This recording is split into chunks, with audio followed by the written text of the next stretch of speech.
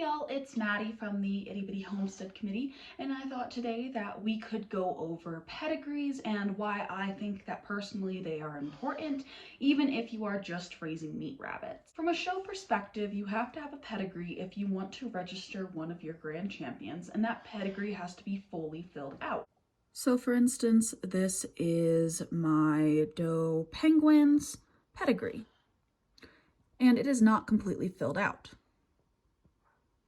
If I wanted to register her in the ARBA, I would have to have everything filled out.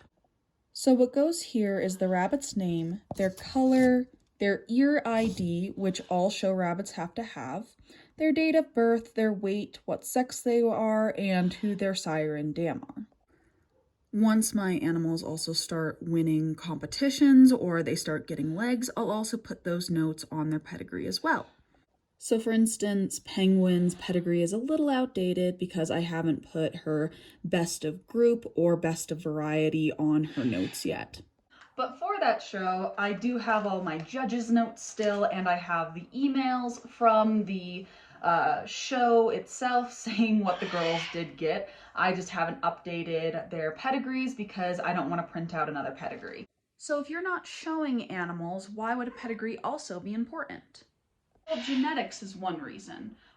In a pedigree, you can see what colors carry in your pedigree. For instance, if you have a pedigree full of self-black rabbits, you would expect that your rabbits only produce self-black animals if they are producing true according to your breeder. You can also see how closely bred together a breeder's rabbits are. So if you're buying a trio for someone and they are selling you 3 rabbits that are full siblings from the same litter, that may not be the best option. Just like if you're doing a trio, maybe half siblings is also not the right option. But you could also see if maybe those rabbits have 1 or 2 common ancestors in their lines, as it's very common for breeders to line breed to improve their stock. The question is how much and how comfortable are you with that option? You can also look at your pedigree and see what your lines are weighing. In theory, if you're raising Californians and all of your animals are only weighing about 7 pounds on their pedigree, it would be unexpected for you to get a 10-pound animal. Just like if all of your pedigrees are saying that the animals are normally into the 9-10 range and you can only get your animal up to 7 pounds, there might be a problem. It might be that your animal is stunted, or you got a runt, or there's something going on in those lines. Or, and this brings up the topic of hung paperwork. Finally, when it comes to pedigree, one of the main reasons I like to have them is to see if the breeder is being honest with me and if maybe they're fudging something. Pedigree can be extremely telling. For instance, I breed blue-eyed whites. If I have a blue-eyed white line, I should see some Vienna carriers or Vienna markings in my pedigree. If I am selling someone a rabbit and their mother is a blue-eyed white, on that pedigree, I should mark that they are Vienna carrying or Vienna marked, because that could really screw with someone's lines down the road. Blue-eyed white lines are special from a standpoint of they will leave random white splotches, which are disqualification points, in most other colors of rabbits. And even if they aren't and they carry that Vienna gene, it can still screw up the line down the way, and it's something I'm very honest about.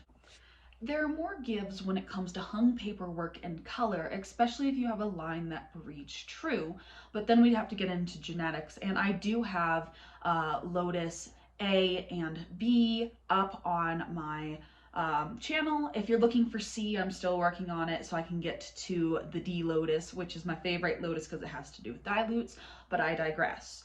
There's a lot to get into when it comes to hung papers and color, but I think the most telling thing when it comes to hung paperwork is weights, especially if you're dealing in meat rabbits. If you're dealing in meat rabbits, let's say you're expecting a rabbit to come out 9 or 10 pounds because on their pedigree it is. But in the end, that rabbit only gets to 5-6 pounds even after a year of constant feed. That could be a couple of things, but it is indicative of hung paperwork, especially if your weights all end in 0. Every once in a while, you might see a rabbit that ends in a 0 weight like exactly 9 pounds or exactly 10 pounds, but odds are you're going to get a mixture in there of, let's say, 9.57 pounds, or 9 pounds 3 ounces, or 8 pounds 3.5 ounces, depending on how the breeder puts it into their charts. But to have exact numbers all the way through, be it zeros or fives, is a huge red flag. It can be true on the opposite spectrum if you're looking at mini breeds. For instance, I had a couple in a litter of my mini Rex that were way too big for my program, right? I culled those out.